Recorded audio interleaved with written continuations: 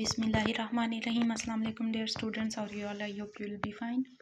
Dear students, novel है अतर bag का और इसका उन्वान है गुलाम बाग। इसका हम 9 आबादियाती तनाज़ुर में तज्ज़िया करेंगे। ये नावल मिर्ज़ा अतर बेग का है, जो नावल निगार भी हैं, ड्रामा निगार भी हैं और अफसाना निगार भी हैं। अतर बेग दर्स व तदरीस के शोबे से वाबस्ता रहे। उन्होंने टीवी ड्रामे भी लिखे। उनका पहला नावल गुलाम बाग 2006 में शाये हुआ, दूसरा नावल 0 से 1 तक और तीसरा नावल हसन की सूरत हाल खाली जगहें पुर करो। यहाँ जगह मैंने गलती से लिखा हुआ, खाली जगहें पुर करो 2014 में शाये हुआ। नावल का जो उन्वान है वो अलामती मफ़हूम है। नावल का उन्वान गुलाम बाग बराह रास्त नौआबादियाती तनाज़ुर और उसके असरात की निशानदेही करता है। लफ्ज़ बाग आम तौर पर खूबसूरती, तरतीब और सुकून की अलामत है, लेकिन जब इसके साथ गुलाम का लफ्ज़ जुड़ जाता है तो ये एक ऐसी मुक़य्यद जगह बन जाती है जहाँ सब कुछ कंट्रोल्ड होता है। नौआबादियाती दौर में भी मकामी ज़मीनों को बागों की तरह बनाकर उनके मालिकान को ज़हनी और जिस्मानी तौर पर गुलाम बना दिया गया था। ये उन्वान उसी तज़ाद को ज़ाहिर करता है। मिर्ज़ा अतर बेग ने इस नावल में दिखाया है कि नौआबादियाती दौर के ख़ात्मे के बाद भी लोगों के ज़हन आज़ाद नहीं हुए। गुलाम बाग एक ऐसी रियासत या माशरे की अलामत है जो बज़ाहिर आज़ाद है, लेकिन उसकी सोच, दानिशवरी और निज़ाम अब भी पुराने आकाओं के गुज़ा करता है। अर्ज़ल नस्लें और नौआबादियाती शनाख्त। नावल का इंतसाब अर्ज़ल नस्लों के नाम है।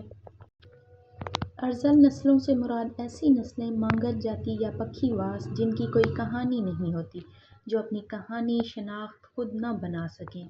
ये नावल नौआबादियाती दौर में बनाई गई हिंदुस्तानी अर्ज़ल नस्लों की कहानी है, जिन्हें अपनी तारीख़ दोबारा लिखने और अपना मकाम और शनाख्त बनाने पर अतर बेग उकसाता है इस नावल के ज़रिए। इस नावल में तसलसल के साथ अलामती और तजरीदी कहानियाँ हैं जो माबद जदीदियत की गुलाम ज़हनियत की अक्कासी करती हैं। नौआबादियाती दौर में मकामी बाशिंदों को अर्ज़ल या कमतर समझा जाता था। ये नावल उसी तारीख़ी जबर की याद दिलाता है जहाँ एक पूरे माशरे को एक बड़े बाग में गुलाम बनाकर रखा गया था और उनकी असल पहचान मिटा दी गई थी। मुस्तआर दानिशवरी और नौआबादियाती ज़हनियत। नावल में मुस्तआर दानिशमंदी उन माशरों का अलमिया है जो अपनी फ़िक्री बुनियादें खो चुके हैं और दूसरों के अदवार और तहज़ीब को बग़ैर सोचे समझे अपनाते हैं। कबीर मेहदी का अपनी तहरीरों को ला लिखाई कहना उसके अंदरूनी खला को ज़ाहिर करता है। ला नफ़ी की अलामत है, जिससे मुराद वो रिवायती माना और मुरवज्जा दानिशवरी को रद्द करता है। वो जिस बकबक का ज़िक्र करता है वो दरअसल उस माशरे के ख़िलाफ़ एहतजाज है जहाँ अल्फाज अपनी अहमियत खो देते हैं। याद रहे कि नावल में कबीर अपनी तहरीरों को ला लिखाई या बकबक कहता है। कबीर मेहदी का किराए का लिखारी होना, यानी वो लोगों से पैसे देकर उनकी मर्ज़ी के नज़रियात पे लिख देता है, उसकी इस बेज़ारी को ज़ाहिर करता है जो उसे मादी दुनिया और समाजी रुतबों से है। वो दूसरों की ख्वाहिश के मुताबिक लिख कर ये ज़ाहिर करता है कि उसके नज़दीक ये दुनियावी शोहरत और नाम नहाद दानिशवरी महज एक ढोंग है। कबीर मेहदी का किरदार इस मुस्तआर दानिशमंदी पर चोट है जो दूसरों के लिए लिख कर उनकी झूठी अना को तस्कीन पहुँचाता है, जो बिल्कुल वैसा ही है जैसे महकूम माशरे अपने आकाओं के नज़रियात को अपनाकर खुद को दानिश्वर साबित करने की कोशिश करते हैं। उसकी बकबक दरअसल इस नौआबादियाती ढांचे का मजाक उड़ाती है जो इंसान को एक कुल पुर्जा बना देता है। जहाँ वो दूसरों के लिए लिखता है, वहीं उसका एक नीला रजिस्टर है जो उसकी ज़ाती पनाह गाह है, जहाँ वो महसूस करता है कि इसमें तहरीर किए गए नज़रियात उस दानिश्वर की अक्कासी करते हैं जो बाहर की दुनिया के लिए एक मशीन लेकिन अंदर से एक गहरे फ़लसफ़ियाना कर्ब में मुब्तला है। दोहरा इस्तेहसाल। यावर अताई। इस नावल का एक किरदार यावर अताई है। उसके किरदार के ज़रिए अतर बेग ने मकामी मावनीन और उनके आर्ज़ी असर व रसूख की अक्कासी की है। نوآبادیاتی دور میں طاقتور ہمیشہ کمزور کے استحصال کے ذریعے اپنی انا کی تسکین کرتا ہے۔ یاور عطائی اس نظام میں ایک ایسے آلے کے طور پر استعمال ہوتا ہے جو اس طاقتور طبقے کو ایندھن فراہم کرتا رہا اور طبقے نے آخر کار اس کی بنیادیں ہلا دیں۔ یہ بالکل اس نوآبادیاتی تاریخ کا سبق ہے کہ آقا کبھی اپنے خادم کا وفادار نہیں ہوتا۔ نوابوں کا زہرہ پر نظر ڈالنا اس نوآبادیاتی ذہنیت کی عکاسی کرتا ہے جہاں مفتوح یا غریب طبقے کی عزت اور جان کو طاقتور اپنی ملکیت سمجھتا ہے۔ یاور عطائی کا ذہنی صدمے کی وجہ سے مر جانا اس بات کا اشارہ ہے کہ جب گوروں نے مقامی باشندوں کی غیرت کو کچل دیا تھا تو کچھ باغی ہو گئے تھے اور کچھ نفسیاتی طور پر ٹوٹ گئے تھے۔ طبقاتی جدوجہد اور نوآبادیاتی ڈھانچہ۔ ڈاکٹر ناصر کے کردار کے ذریعے اطہر بیگ نے علم، طبقہ اور نفسیات کے تال میل کو بہت خوبصورتی سے دکھایا ہے۔ ناصر کا تعلق غریب گھرانے سے تھا، وہ محنت کر کے ڈاکٹر بنا۔ نوآبادیاتی دور میں تعلیم کو سماجی حیثیت بدلنے کا واحد ذریعہ سمجھا جاتا تھا۔ ناصر کا نفسیاتی مریضوں کا ڈاکٹر بننا علامتی ہے، وہ دوسروں کے ذہنوں کا علاج کرنا چاہتا ہے، لیکن جس غلام باغ سے ان لوگوں کا تعلق تھا وہاں کا پورا ڈھانچہ ہی نفسیاتی انتشار کا شکار تھا۔ اس کا خود تھوڑا نفسیاتی ہو جانا اس بات کی عکاسی کرتا ہے کہ جب ایک حساس انسان استحصالی اور بکھرے ہوئے سماج کا گہرائی سے مشاہدہ کرتا ہے تو وہ خود بھی اس کے اثرات سے بچ نہیں سکتا۔ یہ نوآبادیاتی جبر کے نتیجے میں پیدا ہونے والی لایعنیت کی وجہ سے ہے۔ زہرہ سے اس کی خاموش محبت اس کے ایثار اور اس کے احساس محرومی کی نشاندہی کرتی ہے جو اس وقت مقامی باشندوں میں پایا جاتا تھا۔ فکری پسماندگی۔ ناول میں مدد علی کا کردار اس غلامی کی لہر کی نشاندہی کرتا ہے جو نسل در نسل منتقل ہوتی ہے، جہاں انسان آزاد ہونے کے دعوے کے باوجود ابھی بھی پرانے آقاؤں کے سکوں اور ان کے دور کے کھنڈرات کا ذہنی اور معاشی غلام ہے۔ مدد علی کا کردار فکر و فلسفے کے بجائے جبلت پر مبنی ہے۔ اس کا سکے کو نگلنے کی حد تک چھپا لینا یہ دکھاتا ہے کہ نوآبادیاتی جبر نے انسان کو اس سطح پر پہنچا دیا تھا جہاں اس کا پورا وجود صرف ملکہ وکٹوریہ کے زمانے کے سکے کو بچانے کی کوشش بن کر رہ گیا تھا۔ مدد علی کے لیے تاریخ کوئی علمی و فکری ورثہ نہیں ہے بلکہ زندہ رہنے کا ایک ذریعہ ہے۔ ملکہ وکٹوریہ کے دور کا سکہ اس کے لیے بادشاہت کی علامت نہیں ہے بلکہ روٹی کے حصول کا ذریعہ ہے۔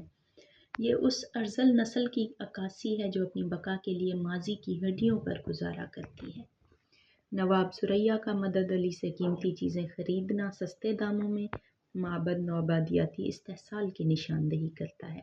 سکے کی خاطر مدد علی کا مار کھانا نوآبادیاتی دور کے ظلم و جبر کے خلاف خاموش مزاحمت ہے۔ مغربی تجسس اور مشرقی تاریخ کا ٹکراؤ۔ ہاف مین جو کہ جرمن آرکیالوجسٹ ہے، اس کا کردار غلام باغ میں یہ ہے کہ وہ موریہ عہد سے ایسٹ انڈیا کمپنی تک کے آثار تلاش کرنے کی غرض سے غلام باغ میں آتا ہے۔ یہ اس بات کی طرف اشارہ ہے کہ مغربی محققین ہمیشہ سے ہی مشرقی تاریخ کو مرتب کرنے اور اسے اپنے نقطہ نظر سے سمجھنے کے لیے آتے رہے ہیں۔ ہاف مین اس علمی روایت کی نمائندگی کرتا ہے۔ ہاف مین ٹھوس حقائق پر یقین رکھتا ہے جبکہ کبیر مہدی خیالات اور فلسفے کی دنیا کا مسافر ہے۔ ہاف مین کا کبیر کے نظریات میں کھو جانا یہ دکھاتا ہے کہ مغربی عقل پرستی جب مشرقی مابعد طبیعیاتی الجھنوں سے ٹکراتی ہے تو وہ اپنی سمت کھو دیتی ہے۔ ہاف مین کی ریسرچ جو کہ معروضی ہونی چاہیے تھی وہ کبیر مہدی کی بک بک اور لا لکھائی کے زیر اثر موضوعی اور پیچیدہ ہو جاتی ہے۔ ہاف مین کے کردار کے ذریعے اطہر بیگ نے یہ دکھایا ہے کہ ایسٹ انڈیا کمپنی کے چھوڑے ہوئے اثرات آج بھی کس طرح ایک محقق کے لیے کشش رکھتے ہیں۔ مخصوص سماجی طبقہ۔ نوآبادیاتی دور میں انگریزوں نے ایسے کلب بنائے تھے جہاں عام ہندوستانیوں کا جانا ممنوع تھا۔ ناول غلام باغ میں موجود خسی کلب اس روایت کا تسلسل ہے۔ یہ معاشرے کے اس طبقے کے لیے جو خود کو عام لوگوں سے برتر سمجھتے ہیں اور اپنی دولت و طاقت کے بلبوتے پر ایک ایسی دنیا بنا چکے ہیں کہ جہاں عام آدمی کی پہنچ نہیں ہے۔ نوآبادیاتی نظام میں طاقت کا تصور صرف زمین پر قبضے تک محدود نہیں تھا بلکہ اس کا ایک اہم پہلو یہ بھی تھا کہ انسانی جسموں پر بھی انہیں کنٹرول حاصل تھا۔ کسی کلب میں امیر طبقے کا آنا دراصل اسی عقائی نفسیات کی عکاسی کرتا ہے۔ آزادی اور شناخت کے لیے جدوجہد۔ اس ناول کے ذریعے اطہر بیگ نے اپنی قوم کو مابعد نوآبادیاتی اثرات سے نکل کر اپنی تاریخ کو کھنگالنے، اپنی فکری اور نظریاتی آزادی کو نئی سمت دینے اور اپنی شناخت بنانے کے لیے اکسایا ہے۔ اس ناول میں بہت جاندار کردار ہے زہرا کا، جو کہ یاور عطائی کی بیٹی ہوتی ہے۔ غلام باغ میں موجود مدتوں پر مشتمل مکالمہ تعلقات کو سمجھنے کا مطالبہ ہے۔ زہرا۔ جب زہرا کو کبیر مہدی سے محبت ہوتی ہے تو وہ مسکراتی ہے، تب بھی وہ سوچتی ہے کہ کیا میرا جو کبیر سے تعلق ہے اس میں آزادی ہے؟ کیا میری مسکراہٹ آزاد ہے؟ زہرا کا اپنی مسکراہٹ پر سوچنا دراصل ایک فلسفیانہ سوال ہے۔ ایک ایسا معاشرہ جسے صدیوں تک غلام رکھا گیا ہو، وہاں انسان کے جذبات بھی پروگرام شدہ ہو جاتے ہیں۔ زہرا کو شک ہے کہ کہیں اس کی محبت اور اس کی مسکراہٹ بھی اس غلام باغ کے ماحول کی پیداوار تو نہیں؟ کیا وہ مرضی سے مسکرا رہی ہے یا معاشرے کے طے کردہ رویوں کا عکس ہے؟ زہرا کا 3 مردوں فلسفہ، آثار قدیمہ اور نفسیات کے ماہر کے ساتھ بحث و مباحثہ کرنا، اپنی مرضی سے شادی کرنا، یہ ظاہر کرتا ہے کہ وہ روایتی لڑکی نہیں بلکہ وہ مستعار دانش مندی کے دور میں اپنا وجود تلاش کر رہی ہے۔ زہرا اس ناول میں مروجہ سماجی بندشوں اور نوآبادیاتی دور کے فرسودہ خاندانی ڈھانچوں کو توڑ کر ابھرتی ہے۔ زہرا کا اپنے باپ کو اکیلے سنبھالنا اس کی داخلی آزادی کی نشاندہی کرتا ہے۔ عنبر خان کا کبیر مہدی کے گھونسلے کو آگ لگانا۔ کبیر مہدی جس چھوٹے سے کمرے میں رہتا تھا وہ کتابوں سے بھرا ہوا تھا اور تھوڑی سی جگہ ہوتی تھی جہاں وہ سوتا تھا، اور وہ بھی اسے جن کے ہاں وہ ملازمت کرتا تھا کمرہ انہوں نے دیا ہوا تھا، جسے کبیر مہدی اپنا گھونسلہ کہتا تھا۔ عنبر خان چونکہ زہرا سے شادی کرنا چاہتا تھا اور زہرا شادی کرنے لگی تھی کبیر مہدی سے، اس لیے عنبر خان نے غصے میں کبیر مہدی کے گھونسلے کو آگ لگا دی تھی اور کبیر اس میں جل کر مرنے والا تھا۔ جاگیردارانہ اور نوآبادیاتی جبر کی یہ علامت ہے کہ عنبر خان نے کبیر مہدی کے گھونسلے کو آگ لگا دی تھی۔ زہرا کا کبیر کو بچانا ثابت کرتا ہے کہ وہ ظلم کے ساتھ نہیں بلکہ فکر و شعور کے ساتھ کھڑی ہے۔ زہرا کا اپنی نسلوں کو ڈھونڈنا۔ زہرا کا تعلق ارذل نسلوں سے تھا۔ اس کا باپ خسی کلب کے نوابوں کو دوائی فروخت کرتا تھا، اس لیے بہت امیر ہو گیا تھا۔ زہرا کے باپ کا ایک VIP گھر تھا جو زہرا کے بھائیوں نے چھین لیا تھا اس سے اور بیچ دیا تھا، لیکن زہرا امیر باپ کی بیٹی بن گئی تھی۔ پھر بھی وہ اپنی ارذل نسلوں، کم تر نسلوں کی تلاش میں تھی، اپنی اصل کی تلاش میں تھی۔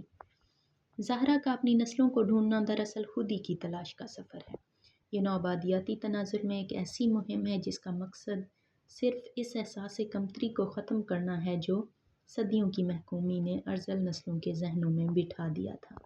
وہ ثابت کرتی ہے کہ اپنی اصل کو پہچانے بغیر کوئی بھی انسان غلام باغ کی ذہنی دیواروں سے باہر نہیں نکل سکتا۔ نوآبادیاتی منطق کی نفی۔ ناول میں چٹا سائیں کا کردار اس فکری بغاوت کی علامت ہے جو انسان کو مادی غلامی سے نکال کر اس کے اصل وجود سے ملاتی ہے۔ وہ اس غلام باغ کا وہ حصہ ہے جس نے باغ کے مالیوں اور ان کے بنائے ہوئے قوانین کو ماننے سے انکار کر دیا ہے۔ وہ اپنی ایک الگ آزاد دنیا بساتا ہے۔ وہ غار میں رہتا ہے۔ غار میں رہنا معاشرے سے بیگانگی کی علامت ہے۔ نوآبادیاتی نظام کی مکان کی زندگی سے بھاگ کر وہ غار میں پناہ لیتا ہے اور ننگا بدن اس کی داخلی آزادی کا اظہار ہے کہ وہ نوآبادیاتی سماجی مرتبے اور طبقے کے لباس کو اتار پھینکتا ہے۔ لوگوں کا اس کے پاس اپنے مسائل کے حل کے لیے آنا اس بات کی طرف اشارہ ہے کہ جو معاشرہ نوآبادیاتی ڈھانچوں، کچہری و دفاتر میں اپنے مسائل کا حل نہیں پاتا، وہ آخر کار اپنی قدیم روایت کی طرف لوٹتا ہے۔ عظمت رفتہ کی تلاش۔ مدد علی کا غلام باغ میں سرنگ کھودنا دراصل علامت ہے تاریخ کو کریدنے کی۔ نوآبادیاتی نظام نے مقامی لوگوں سے ان کی تاریخ چھین لی تھی۔ مدد علی ان اندھیری سرنگوں اور کھنڈرات میں گمشدہ ماضی کی تلاش کرتا ہے۔ اسے پل بھر کے لیے ایک خزانے سے بھرا صندوق نظر آتا ہے اور پھر غائب ہو جاتا ہے اور اسے تاعمر وہ نہیں ملتا۔ جتنا بھی وہ غلام باغ کے کھنڈرات میں اسے ڈھونڈتا ہے وہ نہیں ملتا۔ پل بھر کے لیے اسے خزانے کا صندوق نظر آنا اور پھر کبھی نہ ملنا اس نفسیات کی عکاسی کرتا ہے جو نوآبادیاتی جبر کے بعد پیدا ہوئی۔ ارذل نسلوں کو ہمیشہ یہ امید دلائی گئی کہ آزادی یا جدیدیت ان کی زندگی بدل دے گی، لیکن وہ خوشحالی اس خزانے کی طرح ثابت ہوئی جو نظر تو آتا ہے مگر ہاتھ نہیں آتا۔ یہ ناول ناکام تمناؤں کی علامت ہے۔ مدد علی کا ان چیزوں کو نواب سے بیچنا یہ ظاہر کرتا ہے کہ محنت ارذل طبقہ کرتا ہے لیکن اس کا پھل اشرافیہ کھاتی ہے۔ فلسفیانہ طور پر یہ سرنگ انسان کے داخل اور لاشعور کی علامت ہے۔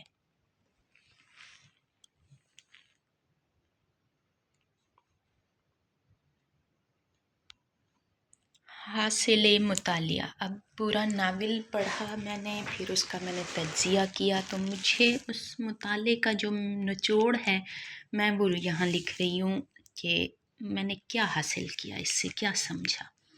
مرزا اطہر بیگ کے ناول غلام باغ کا اصل مقصد اس گہری فکری و نفسیاتی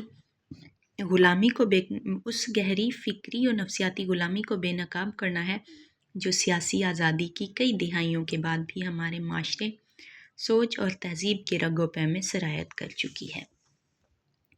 اس ناول کے ذریعے مصنف یہ دکھانا چاہتے ہیں کہ ہم بظاہر ایک آزاد دنیا میں رہ رہے ہیں، لیکن در حقیقت ہم ایک ایسے باغ کے قیدی ہیں جس کے قوانین، اقدار اور یہاں تک کہ دانشوری بھی دوسروں سے مستعار لی گئی ہے۔